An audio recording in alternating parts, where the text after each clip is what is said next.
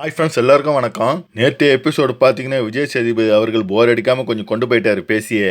ஆனா இன்னைக்கு ஒரு கண்டென்ட்டுமே கிடையாது. எதையாவது பேசணுமே, டைம் ஓட்டணுமே அப்படின்னு சொல்லிட்டு கண்ட டாபிக் எடுத்து பேசி வச்சிருக்காங்க. அதுல பார்த்தீங்கன்னா 2வது ப்ரோமோலே உங்களுக்கு தெரிஞ்சிருக்கும். இந்த வீட்டில் யார் பேமெண்ட்டுக்காக விளையாடுறா அப்படின்ற ஒரு மொக்க கேள்வியை கேட்டிருப்பாரு விஜய் சேதுபதி அவர்கள். இன்னைக்கு எபிசோடுல நல்லா இருக்கிற ஒரே ஒரு மேட்ரு என்னன்னு பார்த்தீங்கன்னா, குறும்படம் மேட்ரு தான். சாண்ட்ரா பண்ண சீக்ரெட் டாஸ்கை வந்து குறும்படமா போட போறாரு விஜய் சேதுபதி. இது கொஞ்சம் இன்ட்ரெஸ்டா இருக்கும். இது ஒரு 15 நிமிஷம் 20 நிமிஷம் பேசக்கூடிய டாபிக்கா அமையும். இந்த டாபிக்கை தவிர வேற ஒரு மண்ணும் அங்க கிடையாது. நேத்துக்கு இன்னைக்கும் பாத்தீங்கன்னா லைவை வேற நிறுத்திட்டாங்க. பாக்குற மக்கள் எல்லாருக்கும் கொஞ்சம் போரா தான் போகுது. காசுக்காக அந்த வீட்டுல யாரெல்லாம் விளையாடுறாங்க அப்படின்னு கேள்வி கேட்ட விஜய் சேதுபதிக்கு பிக் பாஸ் பாக்குற சின்ன குழந்தை கூட இது தெரியும் யாருன்னு. நம்ம அரோரா தான். அவங்க தான் வந்த உடனே நீங்க பிக் பாஸ்க்கு வந்ததுக்கு முத காரணம் என்னன்னு கேட்டிருப்பாங்க. மணி தான் அப்படின்னு சொல்லியிருப்பாங்க. ஓ, நீங்க தான் மணின்னு சொன்னவங்களா?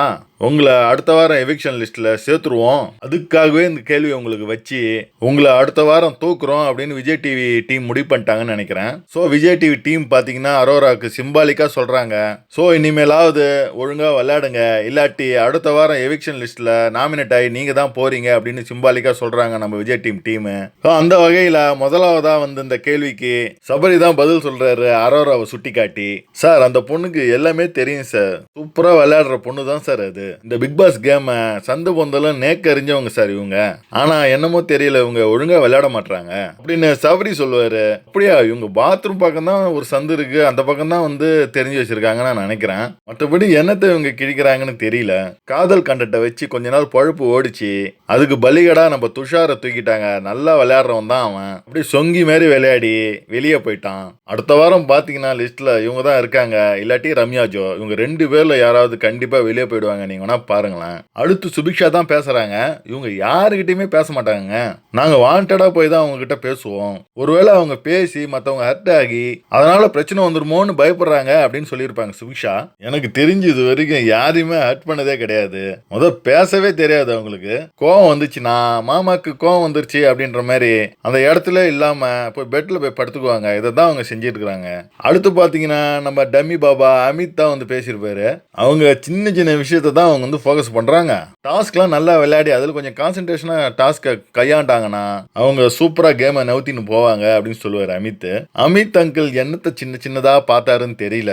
இவர் பேசுறத பார்த்தா இவரை விட அரோராவே நல்லா விளையாடுறாங்க அப்படின்னு தோணுது. ஏன்னா இவர் விளையாடவே இல்லை. அமித் அங்கிள், நீங்க விளையாடுங்க கேமை, கொஞ்சம் நல்லா விளையாடுங்க அப்படின்னு தான் நமக்கு சொல்ல தோணுது. வீட்டில் இருக்கிறவங்க எல்லாருமே அரோராவை தான் சொல்லியிருக்காங்க.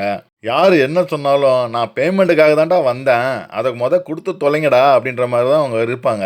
இது என்ன கேள்வினே தெரியல. இன்னைக்கு கேட்ட கேள்வி எல்லாருமே பேமெண்ட்டுக்காக தான் வந்திருக்காங்க. அங்க எல்லாருமே ஒரு விதத்துல மந்த்லி ஏதாவது ரெவன்யூ பார்த்துட்டு இருக்கிறவங்க தான். அதெல்லாம் விட்டுட்டு வெறும் டைட்டிலுக்காக யாருங்க வருவா? இங்க வந்து பட்டினியோடையும் தனக்கு பிடிச்சதெல்லாம் விட்டுட்டு சிறை கைதி மாதிரி 100 நாள் இருந்துட்டு வெறும் டைட்டிலோட போவாங்க. என்ன கேள்வியோ அது. நான் முன்னாடி சொன்ன மாதிரி பிக் பாஸ் அரோராவை நாமினேட்டட் லிஸ்ட்ல சேர்க்கறதுக்காக இப்படி ஒரு டாபிக்கை கொடுத்து நாளைக்கு பாருங்களேன் எல்லாரும் அந்த பொண்ணு இந்த பிக் பாஸ்ல காசுக்காக தான் விளையாட வந்தது, அவங்க இங்க இருக்கிறதுக்கே தகுதியானவங்க இல்ல அப்படின்னு சொல்லிட்டு அரோரா முதுகிலே எல்லாரும் குத்துவாங்க.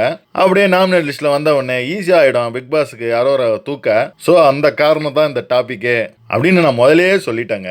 இந்த வீட்டை பொறுத்த வரைக்கும் பேமெண்ட்னு டைரக்டா வந்து பேசிட்டாங்க நம்ம அரோரா. ஆனா இந்த வீட்டுக்குள்ள இன்னொருத்தவங்களும் இருக்கிறாங்க. பேமெண்ட்டுக்காக தான் நானும் விளையாடுறேன் அப்படின்னு யாரை நீங்க நினைக்கிறீங்க? நான் பாத்தீங்கன்னா நம்ம ரம்யா ஜோவை தான் நினைக்கிறேன். அவங்களும் பேமெண்ட்டுக்காக தான் விளையாடுறாங்க. வீட்டுல பாத்தீங்கன்னா எந்த கண்டென்ட்டும் கொடுக்கறது இல்ல. அவங்க இருக்கிறாங்களா இல்லையான்னு கூட தெரிய மாட்டேங்குது. எந்த ப்ரொமோலையும் வர்றது இல்ல.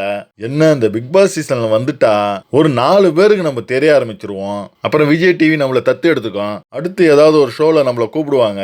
அப்படியே இருந்து குக் வித் கோமாளிக்கு கோமாளியா போயிடலாம். அப்படியே கொஞ்சம் ஃபேமஸ் ஆகி சீரியல்லையும் ஆக்ட் பண்ணிடலாம் அப்படி ஒரு எண்ணத்துல அவங்க வந்திருக்காங்கன்னு நான் நினைக்கிறேன். அதுக்கு ஏதாவது ஒரு கண்டென்ட் கொடுத்து பாப்புலர் ஆகணும். அதையும் செய்ய மாட்டாங்க. மிஞ்சி போனா இன்னும் 2 வாரம் கூட அவங்க தாக்கு பிடிக்க மாட்டாங்க. நீங்க வேணா பாருங்களேன். அடுத்தது ரம்யா ஜோவா இல்ல அரோராவா, 2 பேர்ல யாராவது தூக்கிடுவாங்க. மக்களே, அடுத்த எவிக்ஷன் ரம்யா ஜோவா அரோராவான்னு நீங்க என்ன நினைக்கிறீங்கன்னு மறக்காம கமெண்ட்ல கமெண்ட் பண்ணுங்க. அடுத்த வீடியோல உங்களை சந்திக்கிறேன். நன்றி, வணக்கம்.